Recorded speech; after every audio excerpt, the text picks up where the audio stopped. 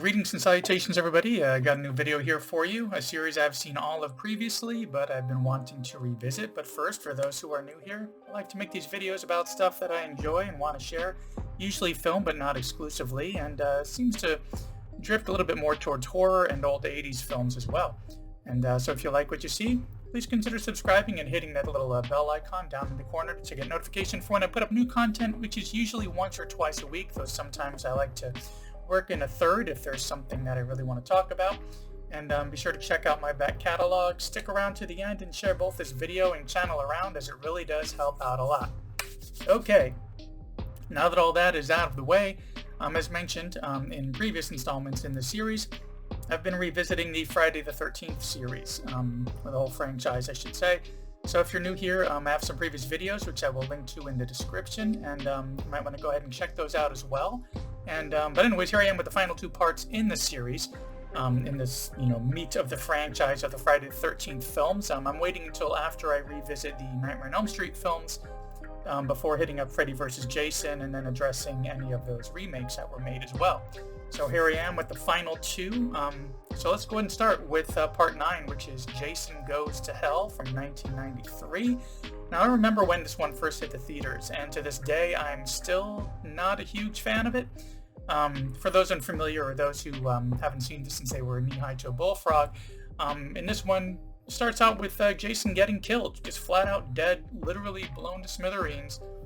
But there's something very supernatural going on here, and the coroner gets spiritually pulled in somehow, hypnotized or something, and then chomps into Jason's black, dead, rotten heart, which causes Jason's spirit to possess him.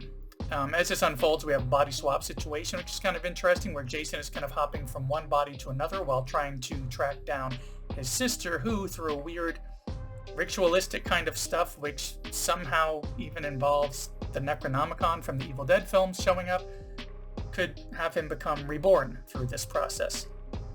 So this is another entry where they took a big swing, and they kind of changed things up a lot, and I give much respect for that. However, I feel like it was a good idea for a horror film, but maybe not for a Friday the 13th film.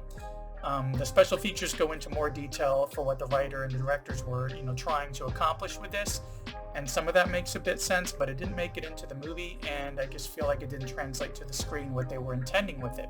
But there are some silver linings, of course. We have Aaron Gray from Buck Rogers, which I believe was one of the first films I'd ever seen when I was a little kid. There's also on Silver Spoons. We've got Stephen Williams, who I know most recently from It Chapter 1. Richard Grant, who's done tons of TV work and played a cop in The Big Lebowski. Leslie Jordan, who I absolutely love in American Horror Story. And of course, Kane Hodder's performance as Jason was menacing and imposing and kind of tied this whole film together. So we also get some horror shout-outs here. Previously mentioned the Necronomicon, and we also get the big crate from, I believe it was the first Creepshow film, and at the end we get to see Freddy's glove make an appearance as well. So some things hit, some things miss, and we got some good kills. So, there's that, and it's that idea that they were really swinging for the fences with this one that really got me. And speaking of swinging for the fences, let's now talk about part 10, otherwise known as JasonX from 2001. They really went all out with this one, and while, like Jason Goes to Hell, I feel like they kind of missed the mark in a few ways, I gotta give them credit for that attempt, because like the previous installment, it felt like a different horror film with Jason kind of plugged in. This starts sometime around 2000, 2020, I think, where Jason has been captured, he's all chained up, and they can't find a way to kill him, so they're going to have him cryogenically frozen to kind of study at some other time. But yeah, then this doctor, somehow played by David Cronenberg of all people, kind of takes on this project from our lead character played by Alexa Doig. I don't know how to pronounce the last name, who I've recently seen her in the Chucky series, which I highly recommend. And problems happen with this attempt to take over the Jason project. He gets free, and during this fight, him and Alexa's character get cryogenically frozen. So now it's 450 years later, and there's a salvage crew coming to Earth to pick through a bunch of stuff, try to make money off of it. They discover them still being frozen and viable, that they have these nanobots who could help bring them back to life. So they bring them back to the ship, And then we get some more problems because, of course, Jason gets free and is now wreaking havoc on this spaceship. So this all takes place on that spaceship. Jason on a killing spree, so it feels like this mix of Alien in one way and maybe just some other killer stalking them in another. I think the biggest issue I had with this is the swing that they took. It took them too far from the source material. Like Jason Goes to Hell, the story would have been just good, if not better, just as good, if not better, if Jason weren't even involved. They could have just made a solid film out of this idea, just like they could have done with Jason Goes to Hell. But for JasonX in particular, they also leaned a lot on some visual effects that were very late 90s, like watching the show Lex or Babylon 5. They didn't age very well, though they were pretty sweet for the time. It just didn't really age that well. But it still is, a lot of fun to check it out, because of course Hodder nailed it again with what's his last performance on film, or in a feature film with Jason. Really went out with a bang, especially as the Uber Jason, which is like this part Jason, part metallic cyborg type creature that was created by the nanobots.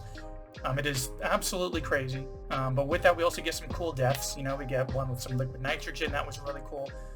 Plus we get a lot of little callbacks here and there. We get some both at the ending and in the scene leading up to the ending that kind of give us this callback to the Camp Crystal Lake stuff, which, I was always more fond of. But yeah, it's got some problems, like how did Jason get out of hell from the end of part 9 into this one? What exactly happened to Jason between part 8 and the beginning of part 9? I don't understand that.